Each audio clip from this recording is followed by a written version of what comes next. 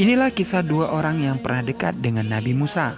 Namun Allah tenggelamkan yang satu di tanah dan yang satu di laut.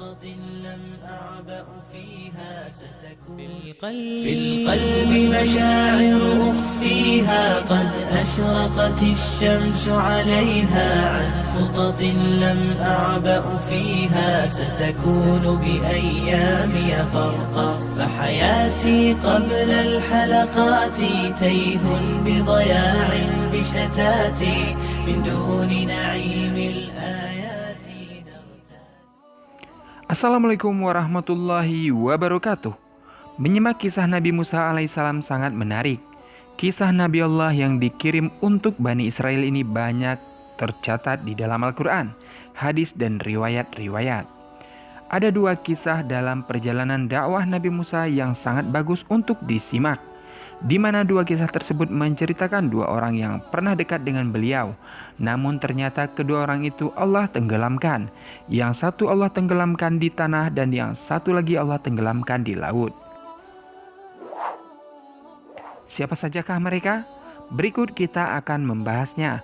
Namun sebelum lanjut, pastikan sobat semua sudah berlangganan channel ini dengan cara mengklik tombol subscribe, agar sobat semua tidak pernah ketinggalan info-info terbaru dari channel Popeye TV. Terima kasih.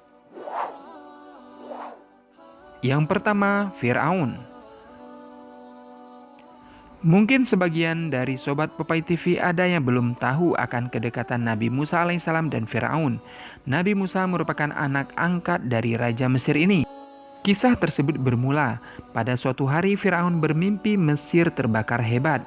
Mimpi itu kemudian ditafsirkan bahwa suatu hari akan ada seorang bayi laki-laki yang akan menjadi musuh dan menghancurkan kerajaan.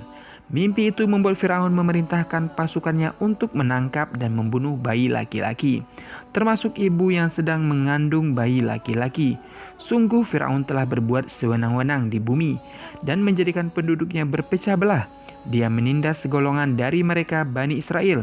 Dia menyembelih anak laki-laki mereka dan membiarkan hidup anak perempuan mereka. Surat Al-Qasas ayat 4.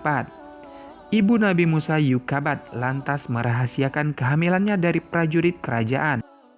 Setelah melahirkan Yukabat, ibunda Nabi Musa juga menyembunyikan Musa kecil di tempat-tempat yang tidak diketahui.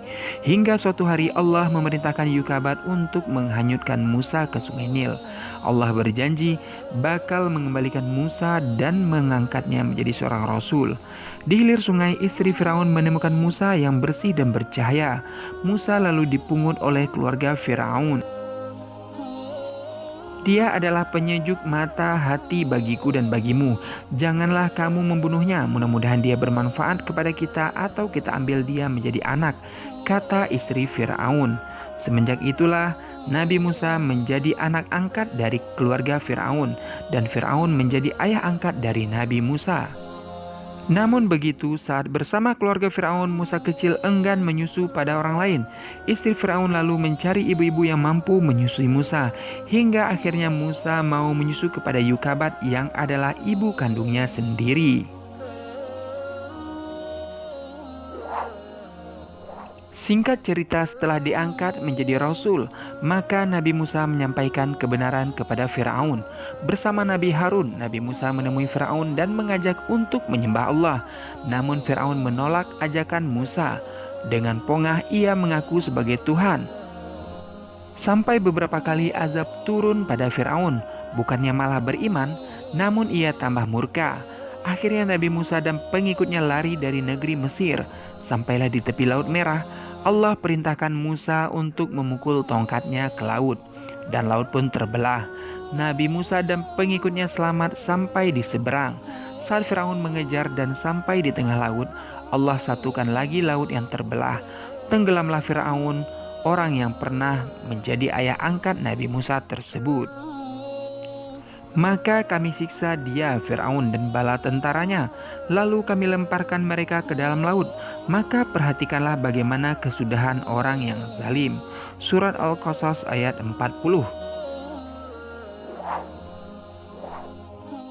Yang kedua adalah Korun. Korun adalah sepupu Nabi Musa. Ayah Nabi Musa yang bernama Imran adalah kakak dari ayah Korun yang bernama Yasar. Baik Nabi Musa maupun Korun adalah keturunan dari Nabi Yakub. Korun dikenal sebagai seorang yang kekayaannya sangat melimpah ruah. Korun memiliki ribuan gudang harta yang penuh berisikan emas dan perak. Dalam surat Al-Qasas ayat 76 dikisahkan bahwa Korun pernah pamer kekayaannya. Saat itu dia keluar dengan pakaian yang sangat mewah didampingi 600 orang pelayan, terdiri atas 300 laki-laki dan 300 lagi pelayan perempuan. Bukan hanya itu, ia juga dikelilingi oleh 4.000 pengawal dan diiringi 4.000 binatang ternak yang sehat, plus 6 ekor unta yang membawa kunci-kunci gudang kekayaannya.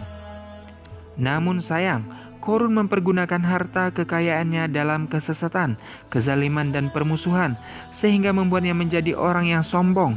Korun mabuk dan terlena dengan kekayaannya. Dia mendurhakai Allah dan memilih untuk menyembah Sobek, dewa berkepala buaya serta dewa-dewa lainnya.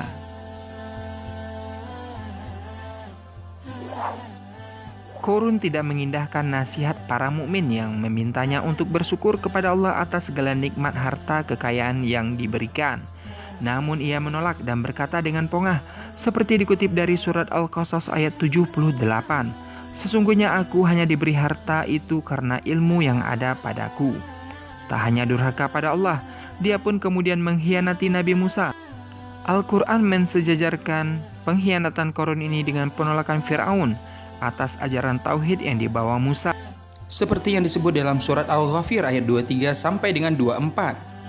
Dan sesungguhnya telah kami utus Musa dengan membawa ayat-ayat kami dan keterangan yang nyata kepada Fir'aun, Haman dan Korun.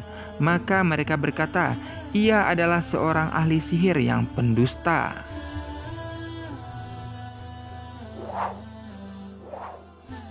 Azab pun akhirnya turun. Bumi berguncang dan seketika bumi terbelah sehingga tubuh Korun dan seluruh harta kekayaannya habis ditelan bumi. Seperti yang dijelaskan di dalam surat Al-Qasas ayat 81. Maka kami benamkanlah Korun beserta rumahnya ke dalam bumi. Maka tidak ada baginya suatu golongan pun yang menolongnya terhadap azab Allah. Dan tiadalah ia termasuk orang-orang yang dapat membela dirinya. Tidak ada seorang pun yang dapat menolong dan menahannya dari bencana itu.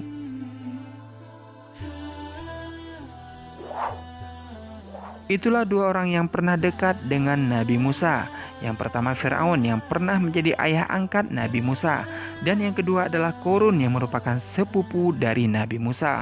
Allah tenggelamkan mereka, yang pertama di laut dan yang kedua di tanah.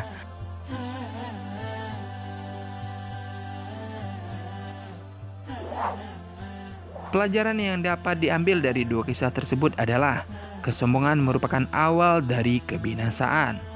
Wallahu alam bisawab. Semoga bermanfaat.